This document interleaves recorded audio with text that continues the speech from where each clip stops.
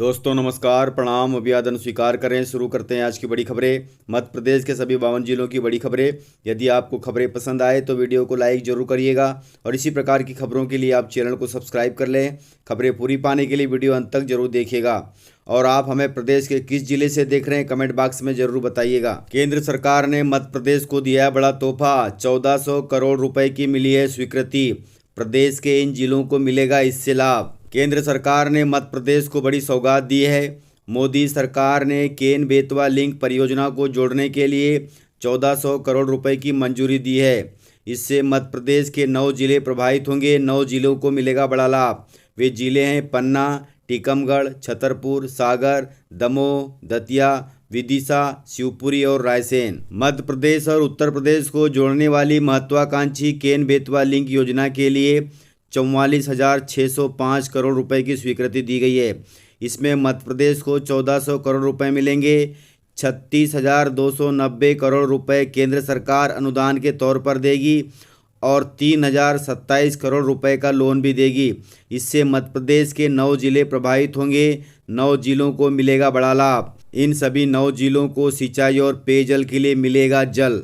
मध्य प्रदेश में 8,11,000 हेक्टेयर क्षेत्र में सिंचाई सुविधा उपलब्ध होगी इससे, और कृषि का उत्पादन भी बढ़ेगा। 41 लाख आबादी को पेयजल की सुविधा होगी। इस योजना से भूजल की स्थिति सुधरेगी। 103 मेगावाट बिजली का उत्पादन भी बढ़ेगा, जिसका लाभ मध्य प्रदेश को मिलेगा। केन बेतवा लिंक प्रोजेक्ट में 5 नदियों को और जोड़ा जाएगा। पहले फेज में केन नदी पर डोहन गांव के पास बांध बनाकर पानी बेतवा नदी तक पहुंचाया जाएगा। दूसरे फेज में बेतवा नदी पर विदिशा जिले में 4 बांध नए बनाए जाएंगे। बेतवा की सहायक सागर जिले की बीना नदी और शिवपुरी की उर नदी पर भी बांधों का निर्माण किया जाएगा। इस प्रकार इस योजना के तहत प्रदेश के 9 जिलों को मिलेगा बड़ा लाभ। बजट 2022-23 में किसानों को मिली है बड़ी सौगात। मोदी सरकार ने अपना बजट पेश कर दिया है। बजट का मतलब होता है कि एक साल में कितनी कमाई हो रही है और उस कमाई का कितना खर्च साल भर में किया जाएगा। मौजूदा वित्त वर्ष में 2,37,000 करोड़ रुपए के खाद्यान्न की समर्थन मूल्य के तहत किसानों से खरीद की जाएगी फसलों की। वित्त मंत्री ने कहा है कि साल 2023 को हमने मोटा अनाज वर्ष घोषित करने का फैसला किया है। राज्य सरकारों को प्रोत्साहित किया जाएगा। वे अपने सिलेबस में फार्मिंग कोर्स भी जोड़ सकते हैं। बजट में गंगा कॉरिडोर के तहत नेचुरल फार्मिंग को बढ़ावा दिया जाएगा, अर्थात गंगा कॉरिडोर के 5 किलोमीटर के गलियारे में ऑर्गेनिक खेती भी की जाएगी।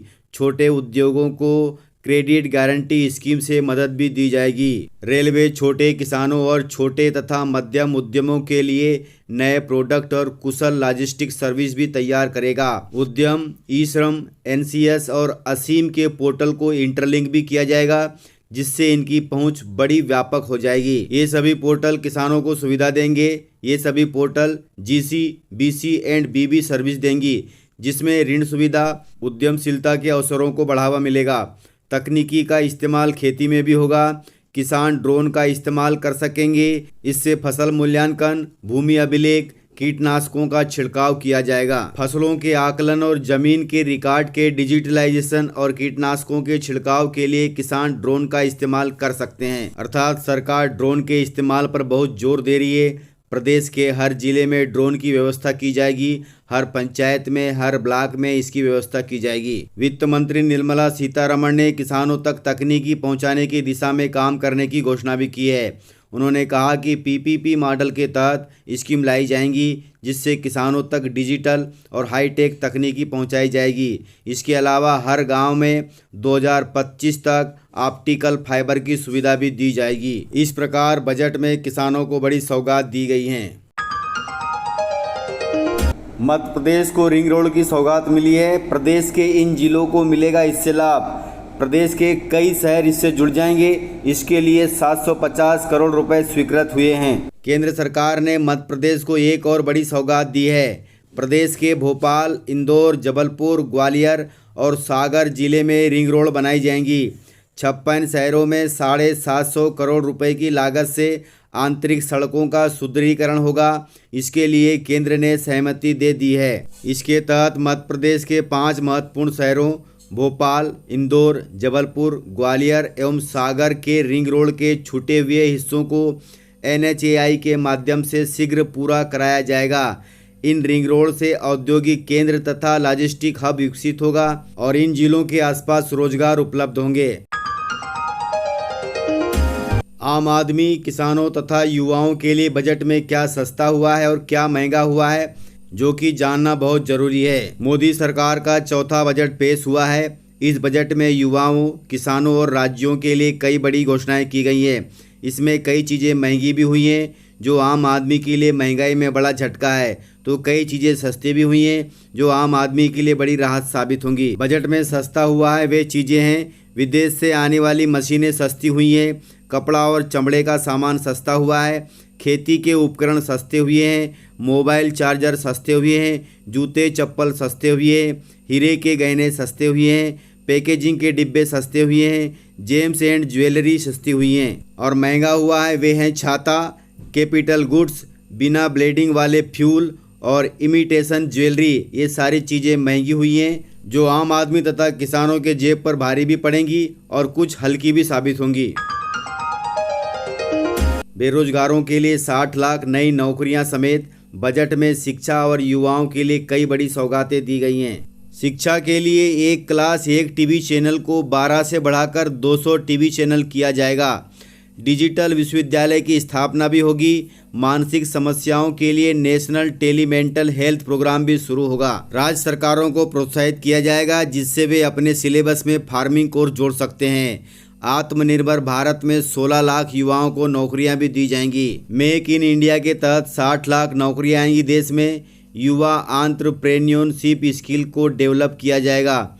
इस प्लान के तहत निवेश के अवसर बढ़ेंगे। PM गति शक्ति मास्टर प्लान के तहत युवाओं को फ़ायदा पहुंचाया जाएगा।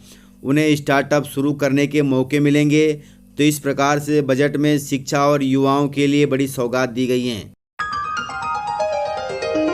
प्रधानमंत्री किसान सम्मान निधि योजना के लिए बजट में 3000 करोड़ रुपए का इजाफा किया गया है। PM किसान सम्मान निधि योजना के तहत देश के करोड़ों किसानों को सालाना 6000 रुपए की सहायता राशि में वैसे तो सरकार ने कोई बदलाव नहीं किया, लेकिन योजना के तहत बजट में इसकी राशि पिछले बजट की तुलना में 3000 करोड़ रुपए बढ़ा दी है। पहले यह राशि 65,000 करोड़ रुपए थी, लेकिन इस बार अब इसे 68,000 करोड़ रुपए कर दिया गया है। किसानों को ऋण के लिए ब्याज पर सब्सिडी पहले 19,468 करोड़ रुपए थी, अब उसे बढ़ाकर 19,500 करोड़ रुपए कर दिया गया है।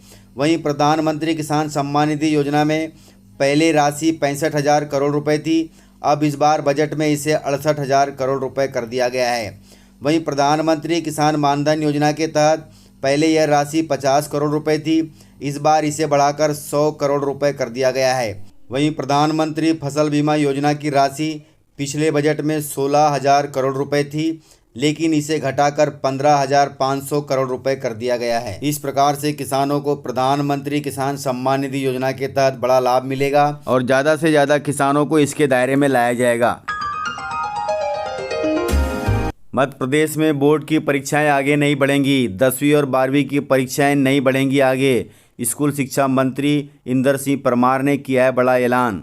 मध्य प्रदेश में 1 फरवरी से स्कूल खुलने के बाद स्कूल शिक्षा मंत्री इंदर सिंह परमार ने बड़ा बयान दिया है। उन्होंने कहा है कि बोर्ड परीक्षाएं तय समय पर होंगी। 10वीं के एग्ज़ाम 18 फरवरी से और 12वीं के एग्ज़ाम 17 फरवरी से ही होंगे। पेपर सुबह 10 बजे से दोपहर 1 बजे तक रहेंगे। छात्रों को सलाह दी जाती है कि कम समय बचा हुआ है, अच्छी तैयारी करें, मन से परीक्षा दें। कोरोना को देखते हुए पहली बार पेपर फरवरी में शुरू हो रहे हैं। MP बोर्ड टाइम टेबल मंडल की वेबसाइट पर जारी हो गया है। आप मंडल की वेबसाइट www.mpbsc.nic.in पर जाकर के अपना टाइम टेबल नोट कर सकते हैं। वहीं आम बजट को लेकर मध्य प्रदेश में जंग छिड़ गई है। मध्य प्रदेश में CM शिवराज सिंह चौहान को भा गया है बजट, लेकिन पूर्व CM कमलनाथ को नहीं भाया है बजट को लेकर CM शिवराज सिंह चौहान ने कहा कि रोजगार के अवसर बढ़ेंगे, बुंदेलखंड अब बदल जाएगा। वहीं पूर्व CM कमलनाथ ने कहा कि बजट में महज आंकड़ों की बाजीगारी बताई गई है, लेकिन किसी को कोई फायदा नहीं हुआ है। पूर्व CM कमलनाथ ने कहा कि किसानों, युवाओं, महिलाओं, नौकरी पेशा वर्ग, मध्यम वर्ग, किसी के लिए भी बजट में कुछ नहीं है। यह बजट किसान विरोधी है, युवा विरोधी है, आमजन विरोधी है। जो थोड़ी बहुत घोषणाएं बजट में की गई हैं वह भी आगामी 5 राज्यों के चुनाव को देखते हुए की गई हैं। तो इस प्रकार से विपक्ष की भूमिका निभाते हुए पूर्व सीएम कमलनाथ ने बजट के बारे में यह कहा है। तो इस प्रकार से जानकारियाँ थी। यदि आपको जानकारियाँ पसंद आई हो तो वीडियो को लाइक ज़रूर करिएगा, और यदि आपने वीडियो पूरा देखा है तो उसके लिए बहुत बहुत धन्यवाद। वीडियो को ज़्यादा से ज़्यादा अपने दोस्तों में शेयर करें ताकि वे भी जानकारियों से अपडेट रहें और जानकारियों का लाभ ले सकें।